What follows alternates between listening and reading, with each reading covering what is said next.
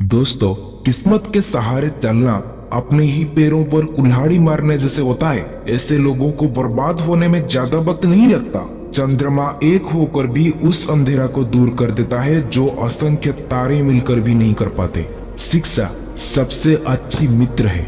शिक्षित व्यक्ति का हर जगह सम्मान होता है। शिक्षा सुंदर और यौवन को भी हरा देती है। मोह की समान शत्रु नहीं है और क्रोध की समान अग्नि नहीं है। एक व्यक्ति या एक शासक को हमेशा उसके परिणामों पर पूरी तरह से विचार करने के बाद एक कार्य को करना चाहिए, अन्यथा भाग भी उसके धन की रक्षा नहीं कर सकता।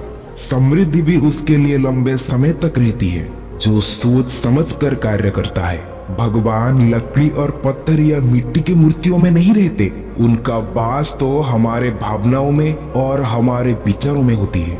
जो मनुष्य सभी प्राणियों के लिए दया और करुणा का भावना रखते हैं वे निश्चित रूप से धार्मिक होते हैं और उसे अपनी धार्मिकता साबित करने के लिए किसी धार्मिक प्रतीक या चिन्ह का आवश्यकता नहीं है। दुश्मन कमजोर जगह पर, रिश्तेदार दिल पर और कुछ पड़ोसियां कदम कदम पर बार बार आपको हमला करते हैं।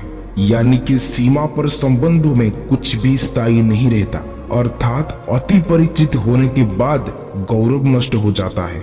यदि राजा ऊर्जावान है तो उसकी प्रजा भी उतनी ही ऊर्जावान होंगी। ये संसार एक कड़वा वृक्ष है, इसके दो ही मीठी अमृत के समान फल हैं, एक मधुर वाणी और दूसरा सज्जनों के संगति।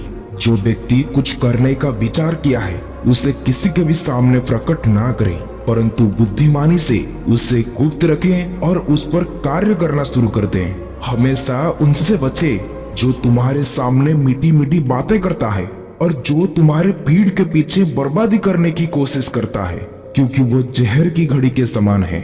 चाणक्य कहते हैं कि जिसके ऊपर दुख होता है, जो ज्ञान की खोज में है उसे सुख की खोज में छोड़ देनी चाहिए, और जो आनंद की खोज में है उसे ज्ञान की खोज में छोड़ देनी चाहिए।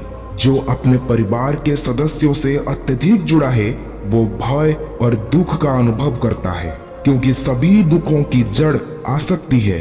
इस प्रकार प्रसन्न रहने के लिए आसक्ति का त्याग कर देना चाहिए। अपने ज्ञान को व्यवहार में लाए, बिना अभ्यास के ज्ञान खो जाता है और अज्ञानता के कारण मनुष्य भी खो जाता है। जैसे कि एक सेनापति के बिना सेना खो जाती है और एक स्त्री पति के बिना खो जाती है। आचार्य चाणक्य कहते हैं कि कभी भी अपने दुश्मन को कम ना समझें, उसे मात देने के लिए उसकी ताकत का सही अंदाजा लगाना बहुत जरूरी है। तभी आप उसकी कमजोरी नस पर वार कर सकते हैं और आसानी से जीत हासिल कर सकते हैं। प्राणों की हानि क्षण भर का दुख देती है, परंतु अपमान जीवन भर में प्रतिदिन दुख लाती है। गरीबी, रोग, शोक, दुख, अशांति और अन्य बुराइयां ये स्वयं की पापों का वृक्ष की फल है। जब तक दुश्मन की कमजोरी का पता ना चल जाए तब तक उससे सावधान रहनी चाहिए।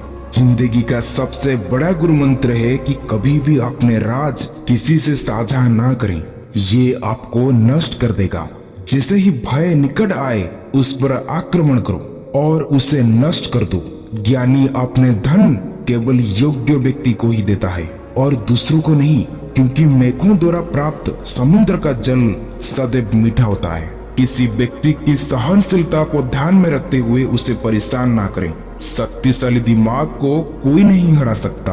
पहले 5 साल अपने बच्चों के साथ प्यार से व्यवहार करें, अगले 5 साल तक उनको डांटो, शासन करो। 10 बरस से 16 बरस तक उसे सारे धर्म शास्त्र का ज्ञान दीजिए और सही गलत का जानकर दीजिए। जब तक वे 16 बरस का हो जाता है तो उसके साथ मित्र की तरह व्यवहार करें। आपके बड़े हो चुके बच्चे आपके सबसे अच्छे दोस्त हैं। बुरे साथी पर भरोसा मत करो और ना ही साधारण मित्र पर भी भरोसा करें, क्योंकि अगर वो तुमसे नाराज हो गया तो वो तुम्हारे सारे राज खोल सकते हैं। मूर्ख व्यक्ति के लिए पुस्तकें उतने उपयोगी होती है जितना कि अंधे व्यक्ति के लिए आईना। कम दिमाग वाले लोग कपटी, दुष्ट और धोखेबाज होते हैं, उन पर भरोसा भी नहीं करनी चाहिए। और नीच बुद्धि वाले व्यक्ति पर विश्वास करना नीति भूल और व्यर्थ है, क्योंकि वे भरोसा के लायक नहीं है। प्रशासक की नीच बुद्धि वाले व्यक्ति पर विश्वास करके विपत्ति का नियंत्रण नहीं देना चाहिए। जिस तरह एक सूखा पेड़ आग लगने पर पूरे जंगल को जला देती है, उसी तरह एक दुष्ट पुत्र पूरे परिवार को ही नष्ट कर देता है। हमारा शरीर नश्वर है, धन स्थायी नहीं है और मृत्यु सदैव निकट है। इसलिए हमें तुरंत ही पुण्य के कार्य में जुट जाना चाहिए। जो धन की लेन देन में, ज्ञान अर्जन में, खाने में, व्यापार में लज्जा का त्याग करते हैं, वही सुखी होते हैं। जिसका ज्ञान सिर्फ किताब तक ही सीमित है और जिसका धन दूसरों की कर्जे में है, वे जरूरत पड़ने पर ना तो अपनी ज्ञान का उपयोग कर सकते हैं और ना ही धन का। हमें अतीत के लिए चिंतित नहीं होना चाहिए और ना ही हमें भविष्य के बारे में ज्यादा चिंता करना चाहिए। समझदार लोग केवल वर्तमान में रहकर अपना कार्य करते हैं, क्योंकि उनको पता है कि अगर हम वर्तमान को सुधारेंगे तो भविष्य अपने आप सुधर जाएगा। जिस प्रकार सुगंधित पुष्पों से लदा वृक्ष सारे वन में सुगंध फैलाती है, इसी प्रकार एक योग्य पुत्र पूरे परिवार, समुदाय और देश का नाम रोशन करता है। एक व्यक्ति हमेशा अपने कर्म से महान होता है, जन्म से नहीं। कोई काम शुरू करने से पहले हमेशा अपने आप से 3 प्रश्न जरूर पूछें। पहला प्रश्न, मैं ये क्यों कर रहा हूँ? दूसरा, इसके परिणाम क्या हो सकता है? तीसरा, क्या इस काम में मैं सफल हो सकता हूँ? जब आप गहराई में सोचें और इन सवालों का संतोषजनक जवाब पाएं, तभी आगे बढ़ें। वासना के समान विनाशकारी कोई रोग नहीं। कोई व्यक्ति किसी ऊंची आसन पर बैठ जाने से महान नहीं हो जाता, बल्कि ऊंचे गुण से महान बनता है। जैसे राजबबों की सबसे ऊंची चोटी पर बैठ जाने से कौवा कभी गरुड़ नहीं बन जाता। ज्ञानी व्यक्ति और फलों से लदा वृक्ष हमेशा झुक जाते हैं, परंतु मूर्ख और सूखी लकड़ियां टूट जाती हैं, लेकिन वो झुकते नहीं। जो हमारे दिल में रहता है वो हमारे निकट है, भले ही वो हमसे दूर हो, लेकिन जो हमारे दिल में नहीं है वो हमसे दूर है, भले ही वो हमारे पास क्यों ना हो। अच्छाई हर दिशा में फैलती है। समय मनुष्य को पूर्ण बनाती है और नष्ट भी करता है। एक बार जब आप किसी चीज पर काम करना शुरू कर दें तो असफलता से ना डरें और उसे ना छोड़ें। जो लोग ईमानदारी से काम करते हैं वो सबसे ज्यादा खुश रहते हैं। शेर से जो एक उत्कृष्ट बात सीखी जा सकती है वो है कि मनुष्य को जो कुछ भी करनी चाहिए उसे पूरे दिल से और जोरदार प्रयास के साथ करना चाहिए। जिसकी आचरण दुराचारी है उसकी दृष्टि भी अशुद्धि है, और जो कुटिल स्वभाव का है उससे जो मित्रता करता है वो शीघ्र ही नष्ट हो जाता है। जो अपना धन खो देता है उसे उसके मित्र, उसकी पत्नी, उसके संबंधी और उसके नौकर तक भी त्याग कर देते हैं। जब वो अपना धन फिर से पा लेते हैं तो जिनने उसे त्यागा उसके पास फिर वो आ जाते हैं। इसलिए धन निश्चित रूप से सबसे अच्छा मित्र है।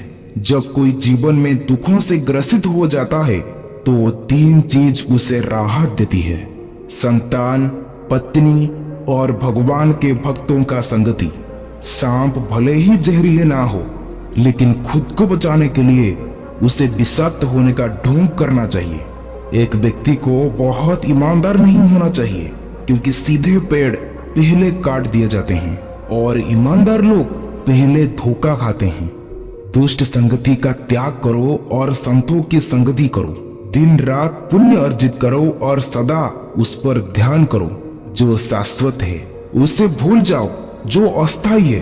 धन, एक मित्र, एक पत्नी और एक राज्य को भी वापस किया जा सकता है, लेकिन ये शरीर खो जाने पर फिर कभी प्राप्त नहीं हो सकता।